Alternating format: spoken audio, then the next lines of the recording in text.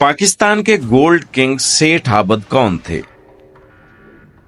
अप्रैल 1958 में लाहौर जाने वाले एक मुसाफिर को कराची एयरपोर्ट पर रोका गया तो इनके पास से 3,100 तोला सोना बरामद हुआ। कराची कस्टम हकाम ने जब प्रेस हैंडआउट में बताया कि इन्होंने 2,000 तोले सोना जब्त किया है तो पुलिस की तहवील में मौजूद इस आदमी ने इनकी तस्दीक की। ये 2,000 नहीं 3,100 तोले सोना था।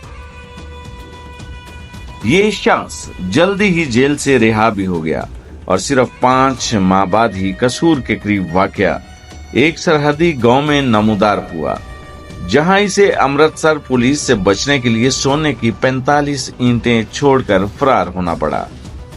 6 साल बाद ये शख्स दिल्ली पुलिस की गिरफ्तारी से बचने के लिए इस बार वो मंजर आम पर आया जब वो चांदनी चौक में मोती बाजार के एक ताजर के साथ सोने का एक मुआहदा कर रहा था। ये शख्स तो पुलिस से बच निकलने में कामयाब हो गया, लेकिन इसका एक साथी पकड़ा गया और पुलिस ने इससे सोने की 44 ईंटें भी बरामद कर ली। लाहौर से निकलने वाले एक अखबार ने सन 1977 में इस शख्स को कुछ ऐसे बयान किया: गोल्डन मफरूर, एक गैर मामूली शख्स, बेस बदलने का माहिर और लूमड़ी जैसा मकार।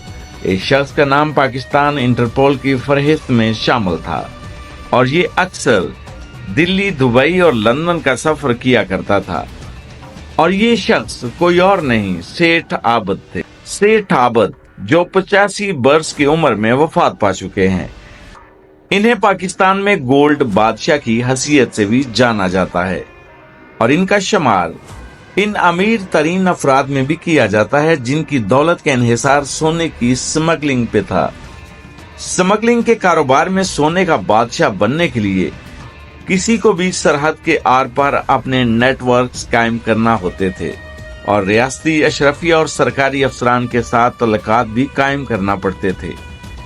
इसके अलावा मुआशरे में अपना मकाम कायम करने के लिए अखलाकी बुनियादों पर खैर सगाली का एक वसी निजाम भी कायम करना पड़ता है।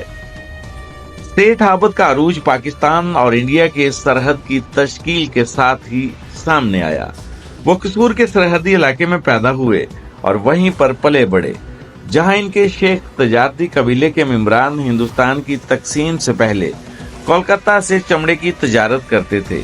सेठ आबद सन 1950 में इस वक्त कराची मुंतकिल हो गया जब इसका वालिद ने कराची के सराफा बाजार में सोने और चांदी का कारोबार शुरू किया। कुछ ऐसे ही माहीगीर जो दुबई से कराची सोने की स्मगलिंग करते थे, इनसे मुलाकात की। मुलाकात के बाद सेठ आबद ने सोने की स्मगलिंग की दुनिया में कदम रखा।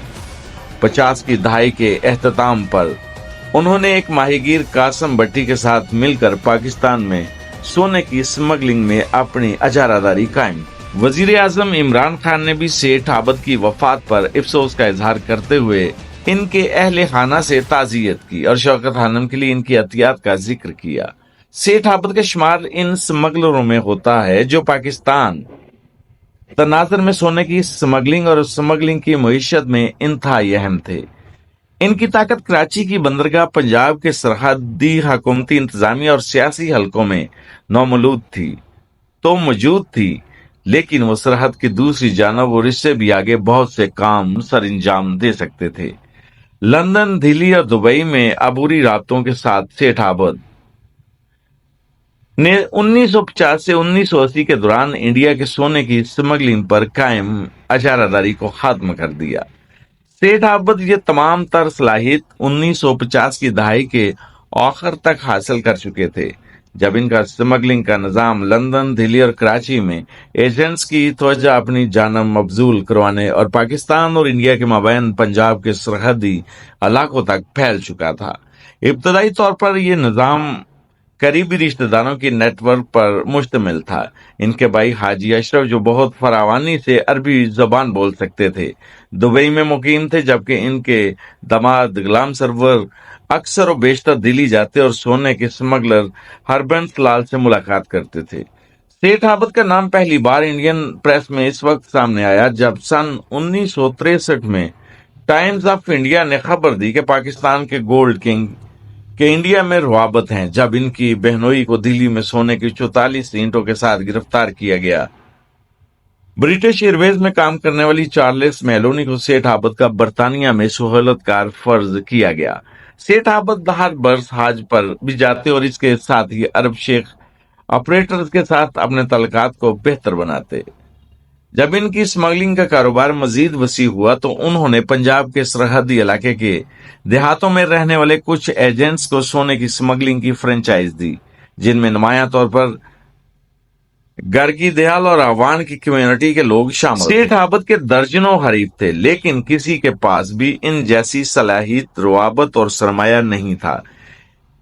ان کے بہت سی حریفوں کے برعکس سیٹھ پر ان کی طویل کیریئر کے دوران کبھی بھی فرد جرم عائد نہیں کی گئی، حالانکہ ان کے خلاف متعدد FIR درج کی گئیں۔